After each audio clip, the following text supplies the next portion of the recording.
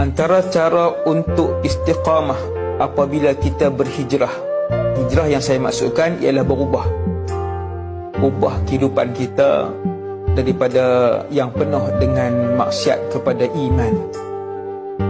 Berhijrah daripada kehidupan kita yang tak solat kepada solat. Macam mana nak istiqamah, hijrah hidup kita daripada tak bertudung kepada bertudung. Itu maksud saya. Nombor satu, mestilah hijrah itu ikhlas kerana Allah Subhanahu wa ta'ala.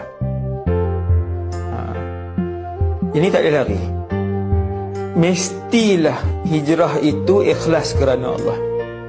Kamu berubah bukan sebab suami, kamu berubah bukan sebab malu dekat isteri, kamu berubah bukan sebab nak bagi semangat ke anak-anak, kamu berubah bukan sebab jiran ataupun mak ayah kamu berubah bukan sebab untuk orang puji, kamu berubah bukan sebab untuk naik rating, tapi kamu berubah kerana Allah, kerana Dia yang menciptakan aku, Dia yang nak aku kembali kepada Dia.